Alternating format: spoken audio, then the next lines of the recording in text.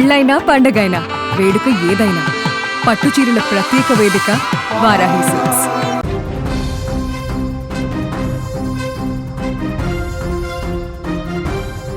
Police ఈ పేరు చెప్పగానే ధైర్యవంతులనే ఫీలింగ్ అందరిలోనూ ఉంటుంది. పైపెచ్చు కాకి బట్టలు వేసుకున్న వాళ్ళు ఏ స్థాయి అధికారైనా అత్యంత డేరింగ్ అండ్ డాషింగ్గా ఉంటారని, ఆపదలో ఉన్న వారిని ఆదుకుంటారని, భయపడుతున్న వారికి ధైర్యం చెప్తూ అండగా ఉంటారనుకుంటాం. కానీ ఈ కాకి చొక్కాల వెనక కూడా కష్టాలు, బాధలు, చివరకు ఆత్మహత్య చేసుకునేంత విషాదవంతమైన కారణాలు కూడా ఉంటాయని కరీంనగర్లో జరిగిన ఎస్ఐ చంద్రశేఖర్ ఆత్మహత్య నిరూపిస్తోంది. సరిగ్గా 5 రోజుల కిందట ఏమైందో తెలియదు కానీ ఎస్ఐ చంద్రశేఖర్ భార్య దివ్య ఆత్మహత్య చేసుకుంది. ముక్కు పచ్చలారనే పసిపిల్లలను అనాథలుగా మారుస్తూ ఆత్మహత్య చేసుకొని ప్రాణాలు వదిలింది. విష పదార్థమైన గన్నేరు పప్పు దంచుకొని మరీ తిని ప్రాణాలు తీసుకుంది దివ్య.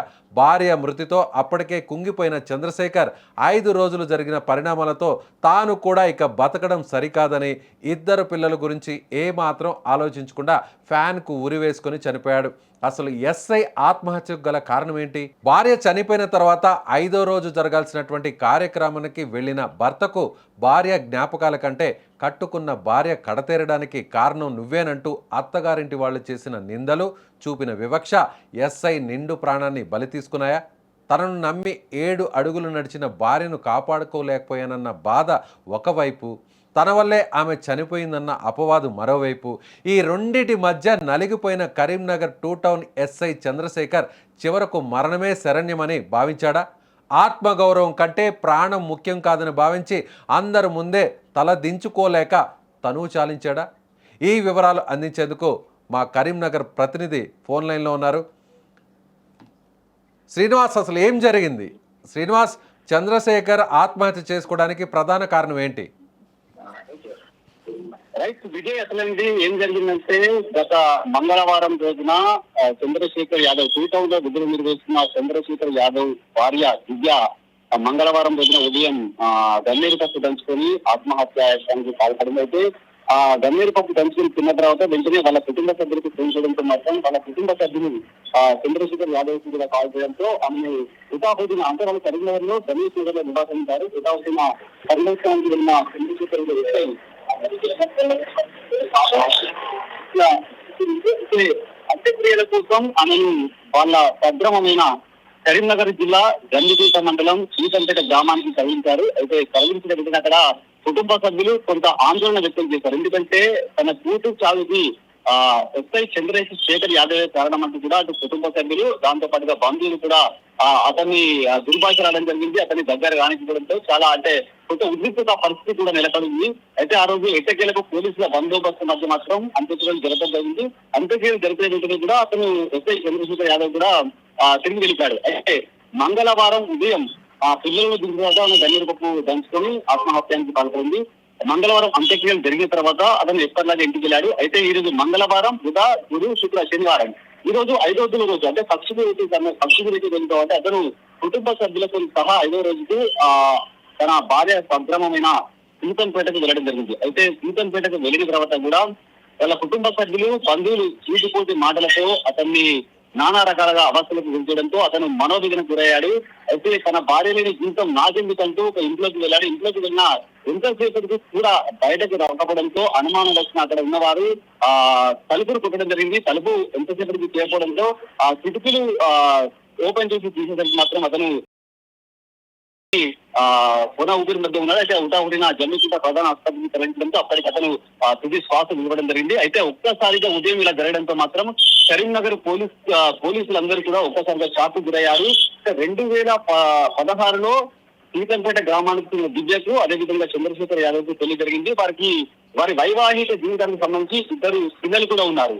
కానీ భార్య చనిపోయిన కేవలం 5 రోజులకే భర్త చనిపోవడంతో మాత్రం వాళ్ళ 2 పిల్లలు కూడా అనాథైన పరిస్థితి నెలకొంది. అంటే తన చావుకు కారణం ఏంటంటే వాళ్ళ బంధువులు, అదేవిధంగా వాళ్ళ కుటుంబ సభ్యులు కేవలం వాళ్ళ కూతురు ఎస్ఐ చంద్రశేఖర్ యాదవ్ వల్లనే చనిపోయిందనే మాటలు అనడంతో మాత్రమే అతను మనోవేదన గురై ఏకంగా ఎక్కడైతే వాళ్ళ స్వగ్రామం ఉందో తన అత్తగారి ఇంటికి వెళ్లి మరి ఆత్మహత్య చేసుకోవడం మాత్రం కొంచెం చర్చనీయాంశంగా మారింది.